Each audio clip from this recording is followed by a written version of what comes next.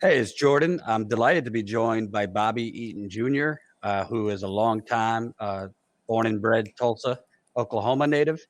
And I wanted to have you on. Obviously, there was a lot of attention on the 100-year anniversary of the Tulsa Massacre. But I think a lot of times when there's an anniversary or something like that, all the media focuses on it, before it, on the day. But then, you know, the remaining issues kind of get lost. So I wanted to speak with you after all of that because I think you have an interesting story, kind of a, unofficial historian of the Tulsa Massacre and the destruction of Black Wall Street.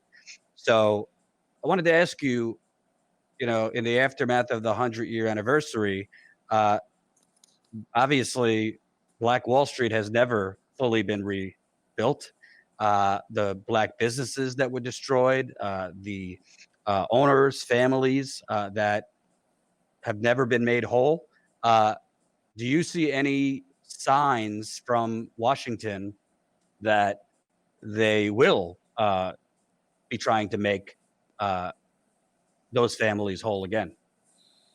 Well, Jordan, thank you for having me on your platform. I just believe that I just believe that talk is small, it's cheap until you start actually doing it and you can actually see it physically. Because we're a traumatized city here in Tulsa, Oklahoma, and as we go through everything, we just feel like it's a lot of talk. I feel like it's a lot of talk. I've got to see it. Some unjust justice was done to us. It was a horrific act, and we still suffer from that trauma right today. hmm And I should have said your grandfather was a survivor of the Tulsa Massacre, which you didn't even know that until later on. You didn't know that as a child. Well, as a child growing up, we didn't hear anything about the massacre. I mean, we didn't discover the massacre till we were adults because it wasn't talked about. And the reason it wasn't talked about is because our elders didn't want it to reoccur and happen again. So they didn't talk about it. Even in my grandfather's barbershop, if they were in there talking about that massacre and you were a stranger and you came into that barbershop, they just made it, they just cut it off, cut that hmm conversation off. Wow.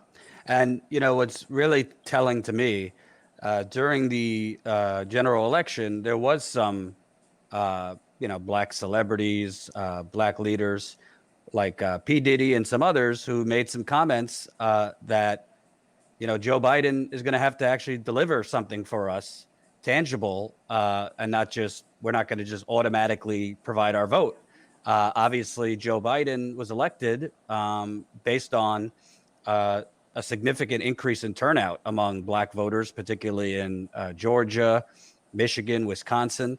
Obviously, he's had a pandemic to deal with, but it does seem like from him and the Democratic Party, obviously we know where Republicans stand, there's been a lot of talk about restoring the soul of the nation, police reform, civil rights, but not a lot of action. And I wanted to ask you, um, obviously, the Democratic Party commemorated the Tulsa Massacre, but what has been the outreach from the federal government, the Biden administration There, to Tulsa? there is no outreach. It's all talk. When I start physically seeing them give reparations and start coming into the community, rebuilding the community, that's when I'll believe it. But until then, it's just a bunch of talk and a bunch of hoopla and celebrities and people coming here for the centennial. And it's not realistic right now. hmm I have to feel it. I have to see it and touch it, and because a pair of lips can say anything. Right. And could you kind of paint a picture for the audience? Obviously, this was one of the wealthiest black areas in the country back in the early 20th century. But what is it now? Has Well, Black Wall Street is a little small community of buildings that are down there.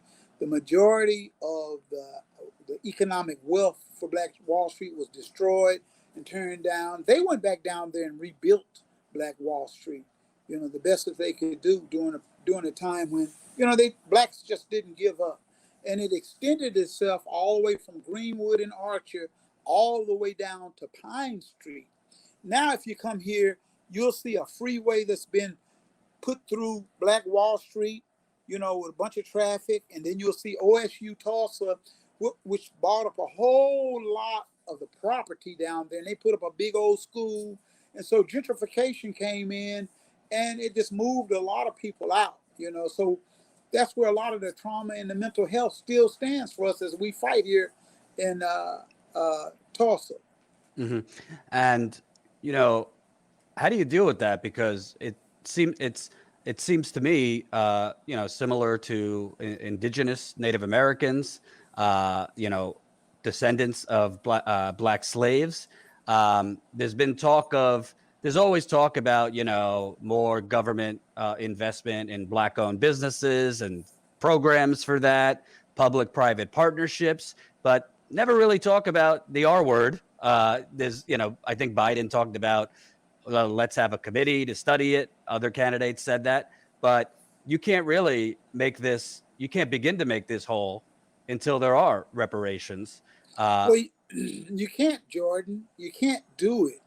Every other race that have had some horrific things happen to them have been able to recover in some way through some reparations. Native Americans got casinos and things, and everybody else got something going on. But when it comes to African Americans, we don't have anything going on. You know, there's no reparations. Even the 3 surviving survivors, at least take care of them. They were there.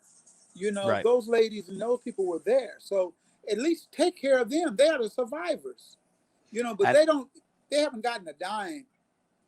And what's really jarring, federal government took care of the banks over a decade ago. They bailed them out real quick. Yeah, they did.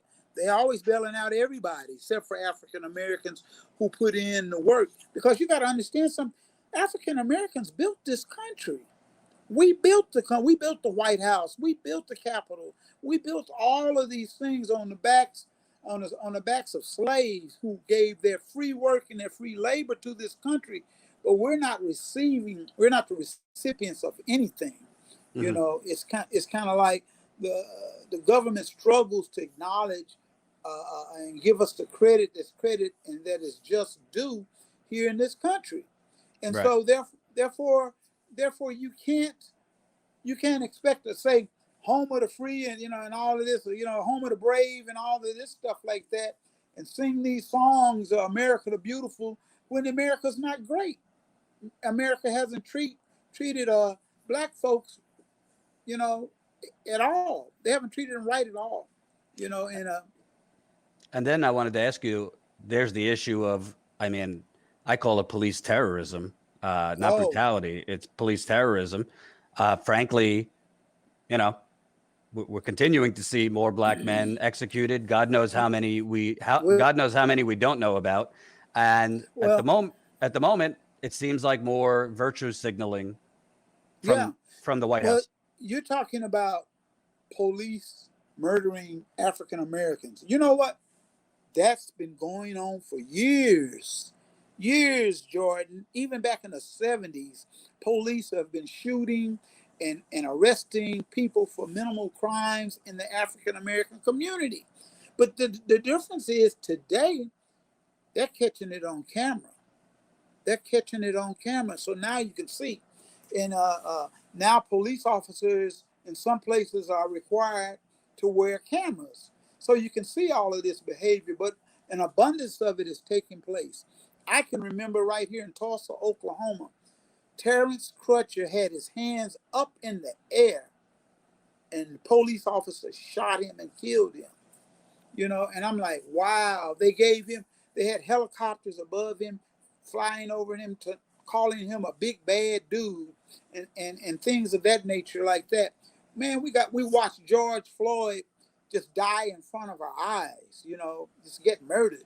I mean, and they're steadily shooting people because they do not have an understanding culturally about our people. They're always fearful of African American. Then they see African American, they want to grab the gun, rather than knowing how to de-escalate a situation culturally. They Hmm. need training in that way. The police, I mean, it's horrible. So now you got a bunch of African American people. Whenever they see a police, they turn the other way. They go the other way. They don't talk to them. They don't have communication with them. Hmm. And lastly, with all the things we talked about, do you want to see more discussion in the African American community, more organizing for the next election to say, we know the Republicans are bad, but we're not just going to automatically give the Democratic Party our vote if they're not going to give a tangible results on some of these Yeah. specifics. Mm-hmm. I don't believe in just voting on a certain party because my mother or my grandpa or my dad and them voted Democrat, so I'm going to vote Democrat.